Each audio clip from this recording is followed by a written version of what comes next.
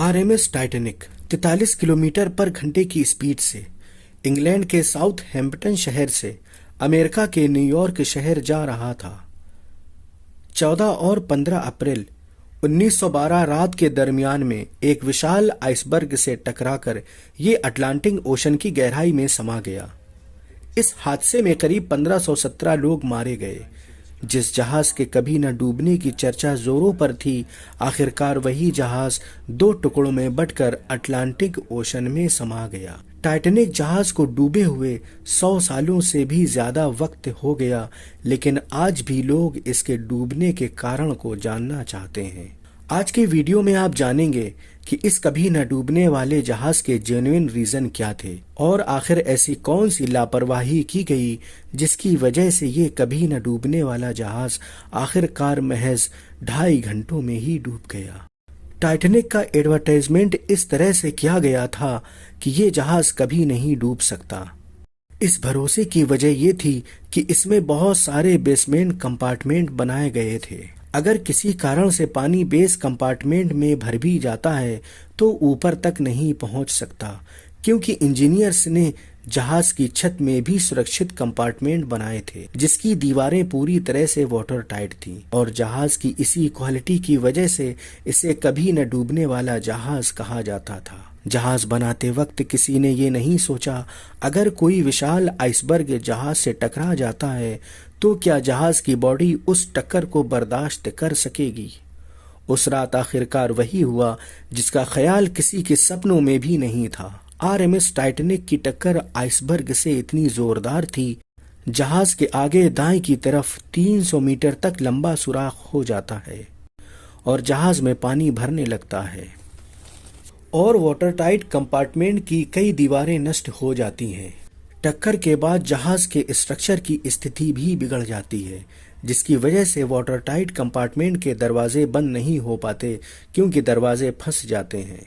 हादसे की मुख्य वजह यह भी थी कि जहाज के कैप्टन को सफर जल्दी पूरा करना था, क्योंकि कंपनी ने जहाज के कैप्टन पर दबाव बनाकर रखा था कि जहाज को सिर्फ 6 दिनों में ही डेस्टिनेशन तक पहुंचाना है। इसलिए बार बार चेतावनी मिलने पर भी जहाज की स्पीड कम नहीं की गई और जहाज की तेज स्पीड ही जहाज के डूबने का सबसे बड़ा कारण बन गई। टाइटैनिक डूबने की एक बड़ी वजह यह भी थी कि इसके आगे के हिस्से में 30 लाख कीलें लगाई गई थी, जो इसकी बॉडी को सुरक्षा देने के लिए इस्तेमाल की गई थी। इन कीलों को हाइड्रोलिक मशीन से लगाना चाहिए था, लेकिन जहाज के साइज की वजह से ऐसा मुमकिन नहीं हो पाया और मैन्युअली ही इन कीलों को लगाया गया, जिससे इनकी गुणवत्ता में कमी रह गई।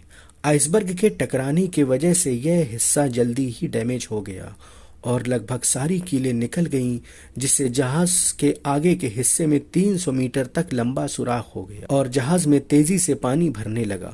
टाइटैनिक डूबने की सबसे बड़ी गलती ये भी थी कि कैप्टन ने टाइटैनिक के 2 क्रू मेंबर को बिना दूरबीन के ही समंदर की स्थिति जानने के लिए जहाज के लुक आउट पॉइंट पर बैठाया, लेकिन उनके पास दूरबीन नहीं थी क्योंकि जहाज के कैप्टन और इसे बनाने वालों ने इसे कभी न डूबने वाला जहाज मान लिया था और इस लापरवाही के कारण उस कैबिन की चाबी कहीं खो जाती है जिसमें दूरबीन रखी गई थी। अगर क्रू मेंबर दूरबीन लेकर बैठते तो आइसबर्ग उन्हें पहले ही दिख जाता, जिससे जहाज को टकराने से बचा लिया जाता। जहाज डूबने की एक वजह सामने ये भी थी, जब जहाज के टकराने के बाद इसे रोक दिया गया तो पैसेंजर परेशान हो गए और जहाज में अफरा तफरी फैल गई। पैसेंजर ने आसपास की खिड़कियों को खोल दिया।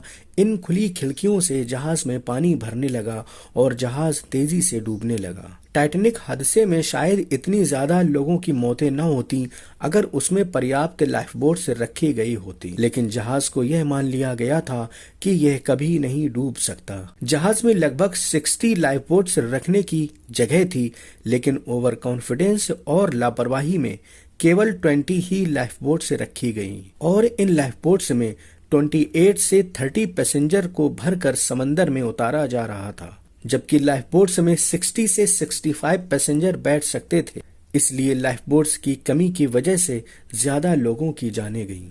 कुछ पैसेंजर तो अपनी जान बचाने के लिए हड़बड़ाहट में ओशन में कूद गए, जिसका टेम्परेचर -2 डिग्री था इतने ठंडे पानी में सरवाइव करना नामुमकिन था, इसलिए कुछ ही मिनटों में उनकी मौत हो गई। टाइटैनिक शिप हादसे में 1517 लोगों की जानें गईं और जिंदा बच जाने वालों में सबसे ज्यादा औरतें और बच्चे शामिल थे।